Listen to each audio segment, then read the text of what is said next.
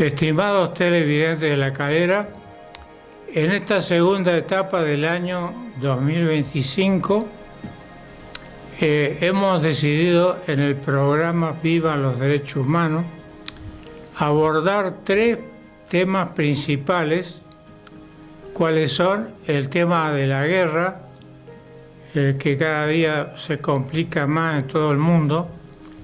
Pensamos que desde este canal que defiende los derechos humanos pedimos que todas las naciones hagan el esfuerzo necesario para restablecer la paz permanente, donde se puedan respetar los derechos humanos.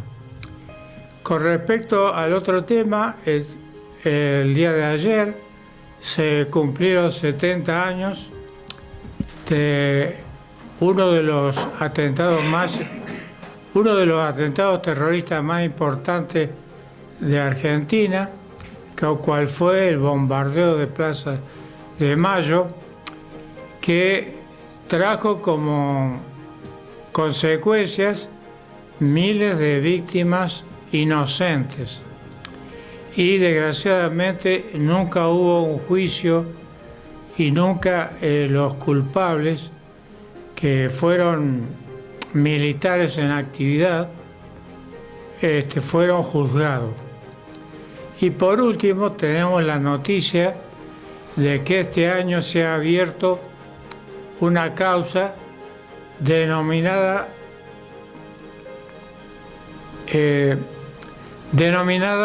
enterramientos clandestinos, que abarcan a todo el tercer cuerpo de ejército, para reclamar el destino que tuvieron los cuerpos de los familiares desaparecidos en la época de la dictadura de Menéndez. Esto es sintéticamente los temas principales, pero cuando haya alguna situación especial la abordaremos para beneficio de los televidentes de La Calera. Muchas gracias.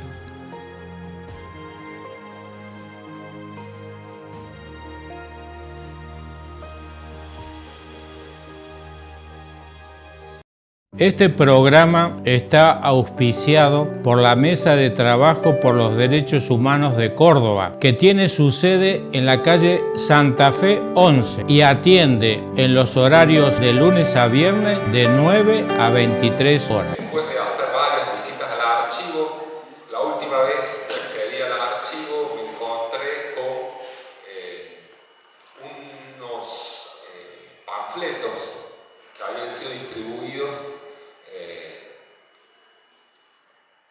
en los días previos a la desconmemoración, como le dicen los brasileños, una actividad desconmemorativa del golpe, los 2 años del golpe de Estado de Onganía.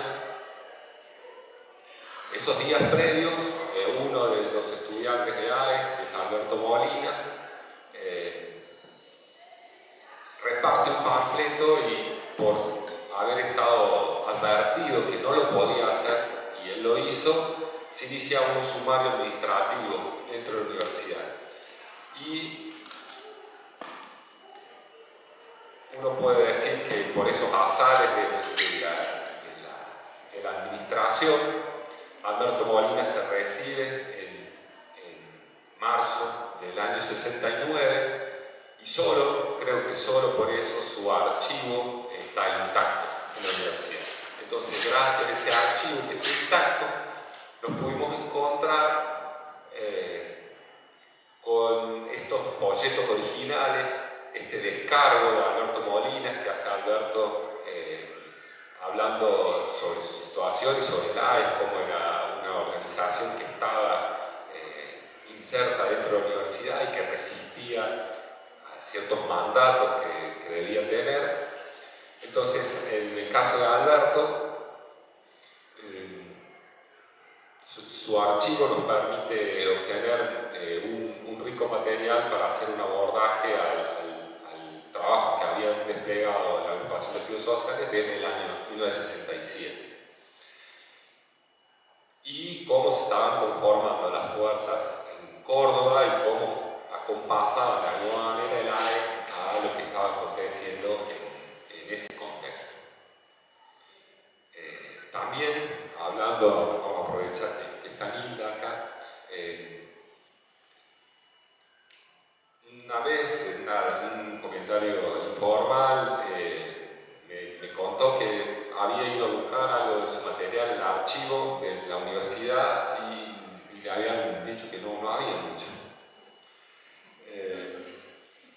Y cómo después cuando me acerqué y dije, bueno, una exalumna vino por acá, cuando estaba viendo el archivo de Alberto Molinas, estaba buscando material sobre sus legajos y no están,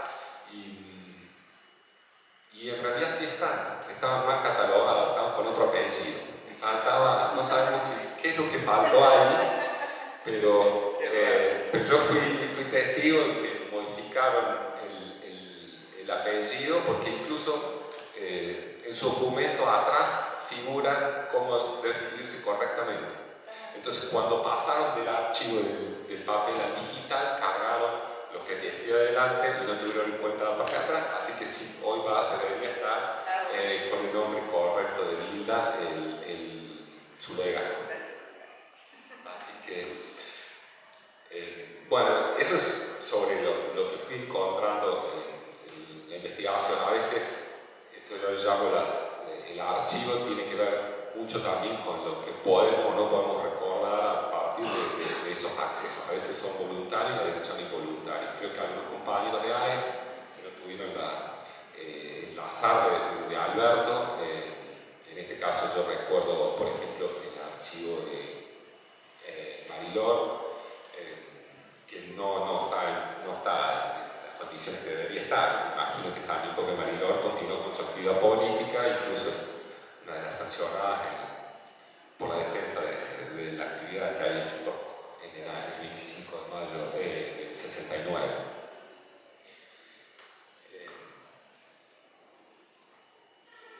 Después, sobre las dos referencias, busqué dos referencias de la época que me parecieron que nos permitían caracterizar un poco a AES o cómo se había relacionado con ese medio en donde actuaba.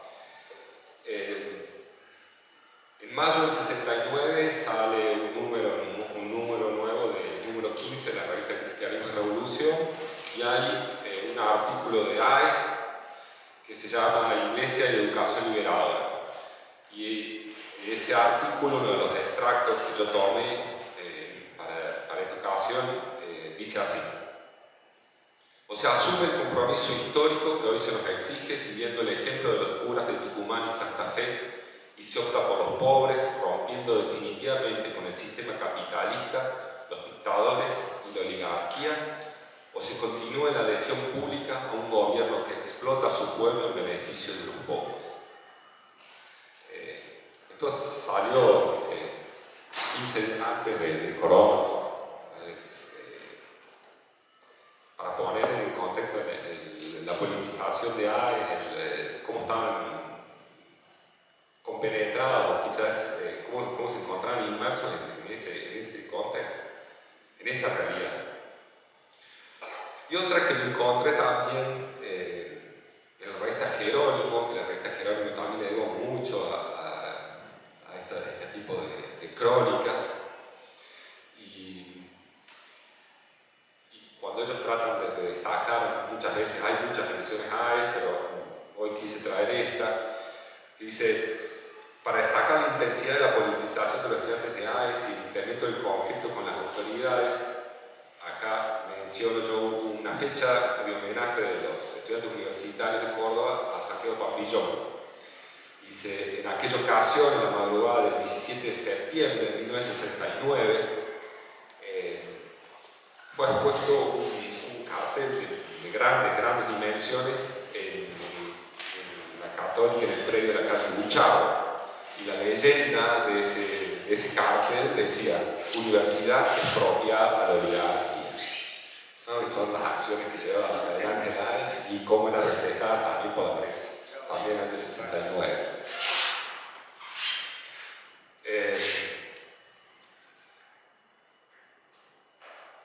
Bueno, con esto ya inicio la parte final. Creo que esto fue un primer puntapié, un primer estímulo, esta búsqueda que yo hice y que yo creí que había llegado a un puerto cuando Cecilio continuó, porque bueno, Cecilio para uno no era suficiente, y creo que eso tiene que ver su inscripción como militante. Creo que Cecilio tiene asumido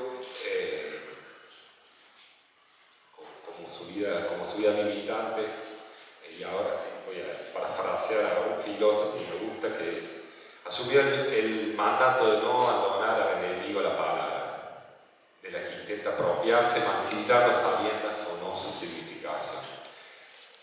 No será el manoseo de las causas populares aquello que logre que nos dé asco la palabra pueblo, ni serán las cobardías de los falsos demócratas las que nos aparten de la palabra democracia. Entonces, por eso Cecilio va a seguir hablando de militantes, de héroes y de mártires. Entonces, los estudiantes de AES, los estudiantes universitarios, que fueron hijos de su tiempo y que parieron a sus padres, y que leyeron a Cook y a Camilo Torres con las huellas que les habían dejado Perón y Cristo, que pusieron en las calles lo que aprendieron mancomunadamente en las reuniones, en las aulas y en los barrios, que se hermanaron entonces y hoy los convidan con sus señales luminosas. Hoy, gracias a este trabajo de Cecilio, que hace presente a aquellas jóvenes existencias, nuestro corazón está en calma, y así lo propone la poeta Graus Baldovino.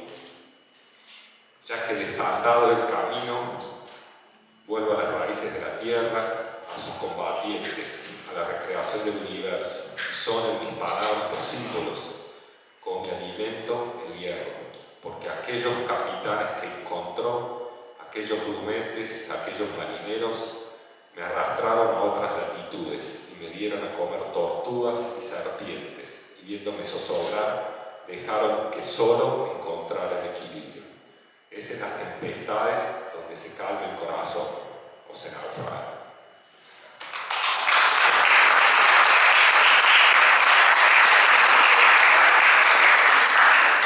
Bueno, muchas gracias al profesor González, porque sin el trabajo de él este libro no sería posible, porque yo fui expulsado de la Universidad Católica de Córdoba, tengo ese orgullo, después del Cordobazo, como cuando fue junto con los sancionados que acaba de relatar él. Entonces me era imposible pedir documentación, archivos, fotos, porque yo desde el año 69 soy un marginado de la Católica y de la Compañía de Jesús, porque en el libro van a ver que yo denuncio que el rector de la Universidad Católica, Fernando Storni, era un simpatizante de Juan Carlos Ocanía y del cardenal Primatesta, y él hacía propaganda a favor de la dictadura de Ocanía, y nosotros por eso nos sublevamos, porque dijimos, ese no es el Evangelio de Jesucristo, y nos fuimos con la línea política y religiosa del hoy San Enrique Angelelli, por el cual pido un aplauso.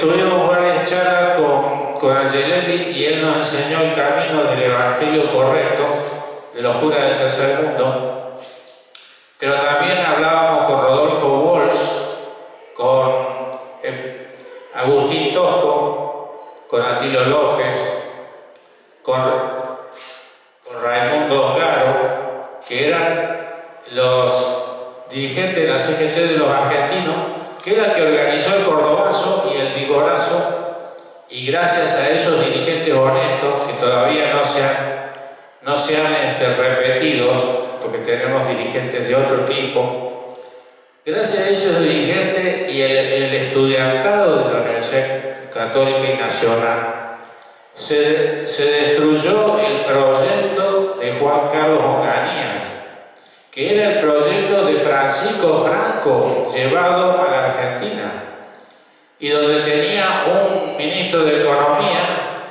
que se llamaba Kieger Bacena, que aplicó el plan que después aplicó Martínez de Oco Pidela. Entonces nosotros no podíamos soportar esa hipocresía de los jesuitas. Y este libro es una denuncia a la Compañía de Jesús de la Universidad Católica de Córdoba, porque ellos han puesto una lápida de silencio sobre estos héroes y mártires que fueron alumnos de la Universidad Católica de Córdoba. Y en ese reclamar, yo en este libro reclamo que las actuales autoridades de la Universidad Católica de Córdoba levanten esa lápida de silencio y le otorguen el premio honoris causa a todos los mártires de la Universidad Católica de Córdoba. Y también pido que se le dé el título de doctor honoris causa al benemérito juez federal Jaime Díaz Gavier, que es exalumno de la Católica y conoció a la mayoría de los integrantes del AES. Lo he enviado este libro al Papa Jorge Bergoglio para que él levante la lápida de silencio como hizo con San Enrique Angelelli, y que lo haga con todos los integrantes del AES, con los que dejaron su vida por la patria liberada, por Dios, por los derechos humanos, por la democracia, por la justicia social, y que se levante este silencio que lo único que hace es sembrar la falta de justicia y de memoria. Por eso, ahora yo los invito a que hablemos de estos héroes y mártires. Y yo los voy a ir nombrando y después ustedes pueden decir a quién conocieron y a quién recuerdan. Entonces tenemos a Alberto Molina, Jorge Mendé, María Leonor Papaterra, Marilor, Miguel Ángel Bustos, Humberto Anone, Teresa Grafiña, Ramón Enrique Maggio, Leticia Jordán de Vareta, Claudio Edelfer, Miguel José Martínez, Marta Suárez, Silvia Suárez, Marta Corte, Marilí Piotti, Marta Isabel Benassi, Eduardo Lescano, Carlos Laluf, Antonio Calabrese, Julia Broca, Adriana Grosso, María Isabel Bertone, Hugo Vareta, Ariel Farías, Diana Silvia Ferrari, Guillermo Martínez Agüero, Miguel Mosé, Anunciata Nunzi Gali, Graciela Galis, Mario Godoy, Ricardo Martínez, Roberto Vidaña, Susana Ferrucci, Gerardo Contegrán, Lucía Cabral, Norma y Gloria Guaqui, Francisco Joffre, Carlos Sodato Martínez, José Chingo Valdivia, Carlos Cacho Quiles, Mariano Pujada Badel, Juan Carlos D'Angelo, José Ruggero, María Emilia Salto, Ernesto Pelusa Castro, Luis Prol, Sara Cabral, Oscar Napolitano Ferrero, Pablo Juárez y Linda Jeremy, por la cual pido un gran aplauso para todos.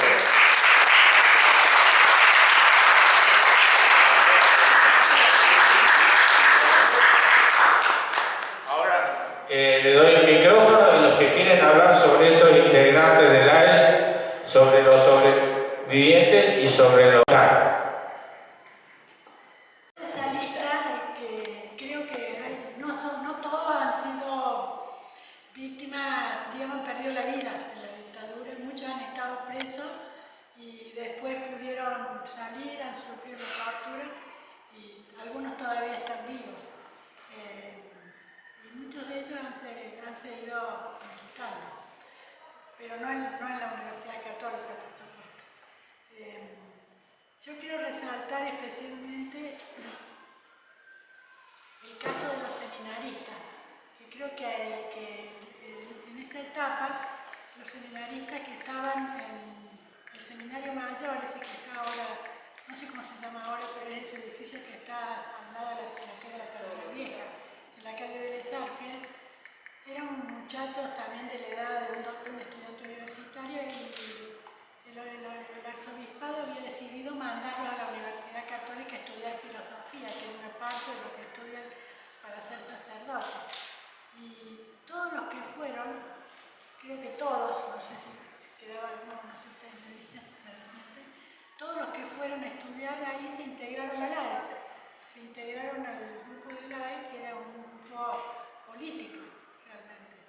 ¿Y por qué? Porque en esa época estaba el movimiento de sacerdotes del Tercer Mundo, que era muy fuerte. Acá en Córdoba tenía muchos barrios, en el Cordobazo. Yo después hice una investigación con otros compañeros de la Universidad Nacional, donde trabajé muchos años. En realidad todos los barrios donde existieron estos sacerdotes se movilizaron mucho durante toda la lucha de la dictadura, de la primera dictadura, y también de la dictadura segunda, que fue mucho más grave en cuanto a las muertes que produjo, a la destrucción del país, etc., al sufrimiento. Bueno, eso quería destacar que los estudiantes de la Católica fueron un fenómeno nuevo, en el sentido de que fue la primera vez y la única, desgraciadamente la única, esperemos que haya otra, que la universidad se manifestó, que los estudiantes universitarios manifestaron en contra de un gobierno que era violador de todos los derechos humanos y con todo lo que significa dentro de lo religioso también, porque con respecto al Evangelio de Jesús no tiene nada que ver lo que estaba haciendo el Otaniato, la Luce, Leviton y después lo que sucedió posteriormente cuando ya la represión fue mucho más fuerte y más accesible de la patria, ¿no? Entonces, eso quería recalcar fuerte. Miguel Mosé fue fusilado, era un amigo mío, estaba con mi hermano en el seminario, mi hermano no alcanzó, se fue, no alcanzó a estudiar en el seminario mayor, pero estudió en el menor y eran muy amigos. Hace poco, hace 2 meses, fuimos a Santa Fe con mi familia porque ahí juzgaron a los genocidas que mataron a mi hermano, a su esposa, los dos compañeros que vivían ahí. Prácticamente volaron el edificio, parte del segundo piso del edificio. Quedaron solo 2 niños bebés, que eran hijos de ellos, escondidos en un ropero que salvaron su vida milagrosamente. Eso todavía hoy se está juzgando. Costó mucho que se hiciera el juicio, pero fue el juicio más grande que se hizo en Santa Fe. Incluso se llegó a escribir un libro con muchas mentiras. Pudimos también derrotar la mentira en ese sentido, porque los mismos jueces dijeron que ese libro era un cuento, pero no era la verdad de lo que realmente había pasado. O sea que creo que esta lucha no es inútil, no se termina, que va a ser para siempre, porque desgraciadamente el país hoy volvió a tomar los caminos del neoliberalismo y esta vez fue por una elección. Y ahora sabemos que en 4 años han transformado el país en cualquier cosa, con niños de nuevo con hambre, con lo mismo que vivimos en el 90 y antes. Entonces, no terminó la lucha, al contrario, siempre está empezando de nuevo y tenemos que seguir trabajando todos por esto y juntarnos en ese sentido. Creo que tomar el ejemplo de lo que fueron estos compañeros que dieron su vida y a los que queríamos mucho, realmente yo siempre me acuerdo de ellos. Lo llevo en el corazón. Gracias.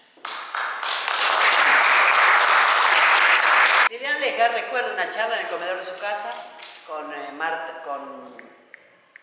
Norma San Nicolás de Baroneto, hablando de cómo era posible que la cantidad de estudiantes de la Católica, no hablaban de la, yo no sabía que formaban esta agrupación, no tuviera de esto ahora unos 10 años. Liliana hace 3 que falleció. Pero acá lo encuentro a Rolando Lesgar como parte de este grupo de LAES desde la Universidad Nacional. A mí me despistó, pero arriba dice UNEC, Universidad Nacional de Córdoba. Y lo escuché nombrar a Mariano Pujada, que fue fusilado junto con la hermana de 22 años, Susana Lesgar, en Trelew.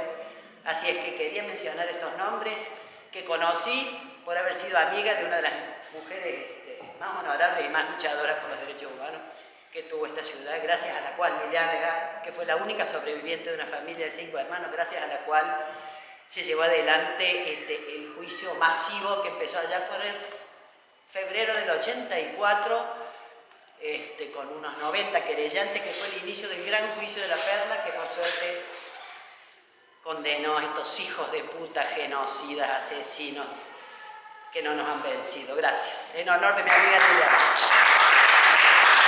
Y que fundamentalmente mi hermana, Ina Silvia Ferrari, Humberto Anone, Mariano Pujada, Claudio Herenfer, Miguel Mosé, yo estuve con él en un campamento universitario de trabajo que se hacía en el CUT, que eran campamentos que eran dirigidos por los mismos estudiantes, que nació en Mendoza, por la cultura mendocina. Bueno, yo estuve en un campamento con Miguel, así que lo conocí mucho. Y bueno, ni hablar a mi hermana, a Humberto Anone, éramos muy amigos. Y bueno, gente entrañable que recordaré toda la vida. Nada más que eso. Yo soy Marisa Sartori, egresada de Psicología de la Católica. Quiero contar de la dispersión de todos estos compañeros. Lo primero, yo venía de un pueblo a estudiar a Córdoba, farmacia y bioquímica, con imposición de mi madre. Me costó mucho cambiar con el doctor Miró, el doctor Isaac, una serie de cosas, a psicología. Entonces hacía materias de distintos años y una en diplomacia y ciencia política. Quiero rescatar de tantos de estos compañeros el compromiso, la actitud humana de entrega, de entrada como compañeros al lado, luego como compromiso también en todo lo teórico, intelectual y práctico. Era abrir la cesera, era conocer, era una cosa que esas clases en psicología, la camada de Marisa Albertone, Cacho Quile, Beba Salto, muchas hay, Marta Benassi, bueno, que después la clandestinidad verla, con peluca, cuando era ayudarse, todo, porque todo era ayudarse. Bueno, Claudio Herenfer en las asambleas, Luis Prol en abogacía, ese bar lleno de gente. Era como de golpe que la mente, el corazón se unía todo con la realidad, era una cosa. Bueno, las clases eran dinámicas, eran de discusiones. Estaba el grupo de compañeras tragas. Me acuerdo un día, el doctor Isaac, que viene a cambiar de los parciales cada 15 días, empieza a cambiar y dar una dispersión de autores, porque recién conocía a Freud, con uno que venía, entonces daba libertad. Víctor Frank lo que quisiera, esa libertad, y se rendía por opción. Los que habíamos empezado a militar en barrios, en lugares así, buscábamos los autores más cortos porque no había tiempo. Bueno, entonces estos alumnos tragas querían el programa, las bolillas, entonces lo cuestionaban y él dijo en ese momento, bueno, mis clases son para hacer pensar. El que quiere el programa lo tiene y rinde por programa. Pero yo voy aprendiendo a medida que pasan los años, ahora estoy conociendo a estos autores y voy a dar lo que estoy estudiando hoy. Y acá la libertad total. Pero estos compañeros, las clases se transformaban en cuestionamiento con lo político, lo teológico, lo social y la actitud humana, la generosidad. Es una cosa de desprendimiento que quiero recalcar en todos.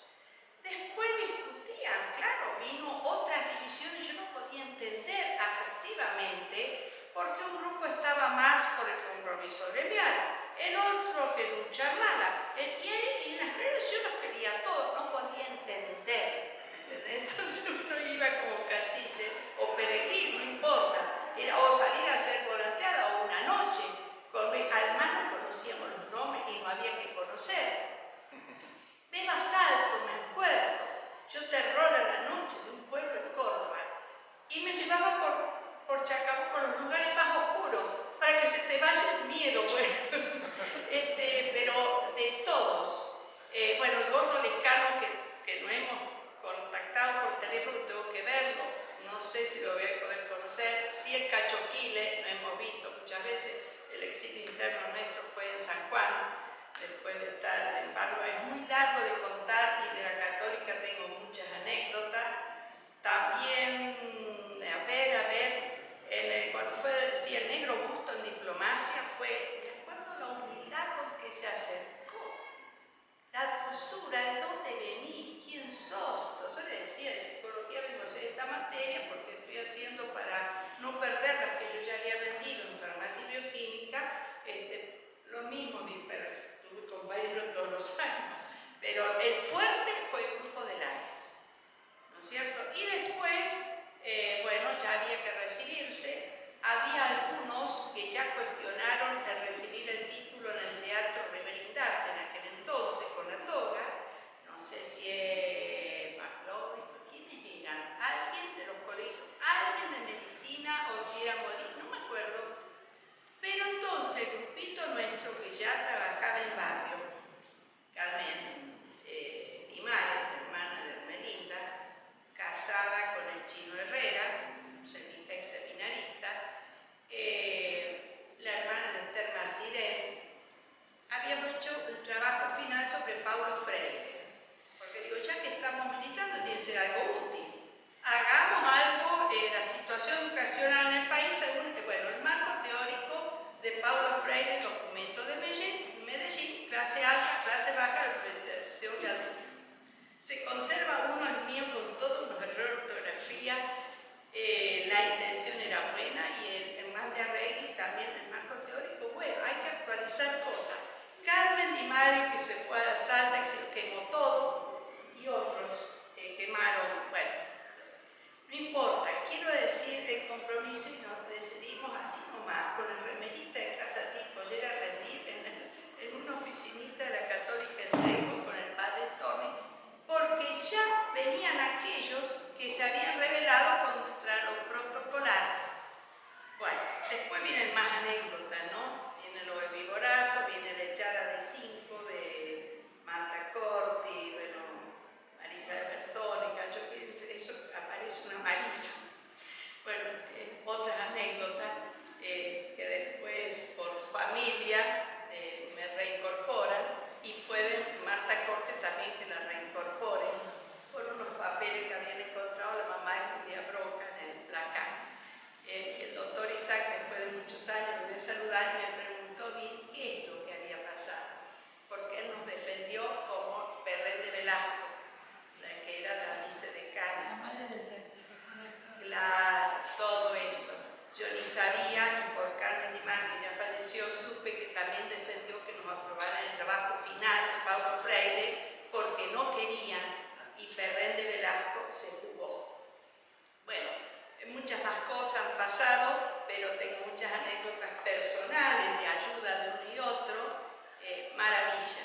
La actitud, el compromiso humano es para toda la vida. No encontré, bueno, sí hay compañeros por otros lados, pero ese fue el contagio y el entusiasmo, ¿no?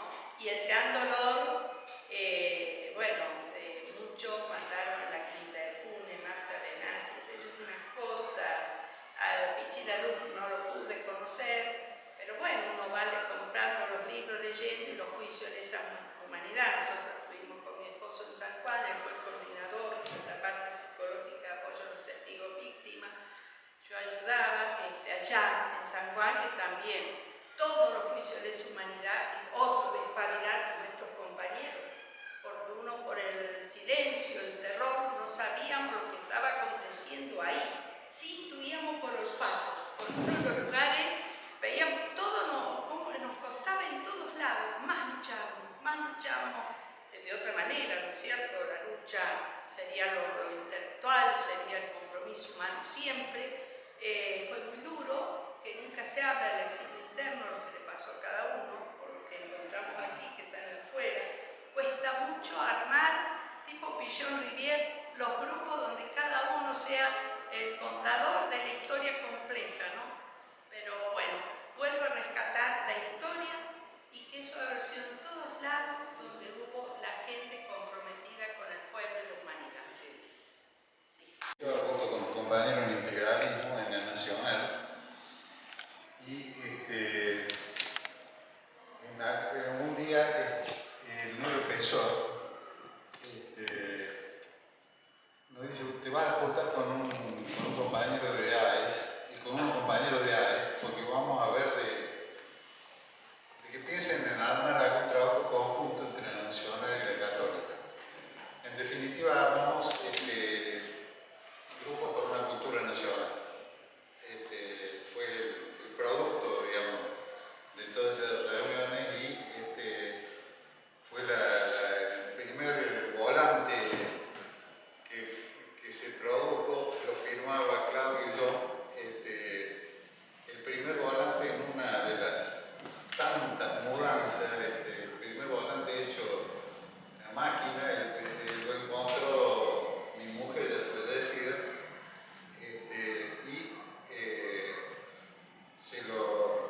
se lo enmarcamos y se lo dimos de regalo cuando nació el tercer hijo, el cuarto hijo, al negro Pecho, que estaba en ese momento en Buenos Aires. Y segunda anécdota. ¿De qué año están hablando? Esto estoy hablando, creo que años 1970, puede ser.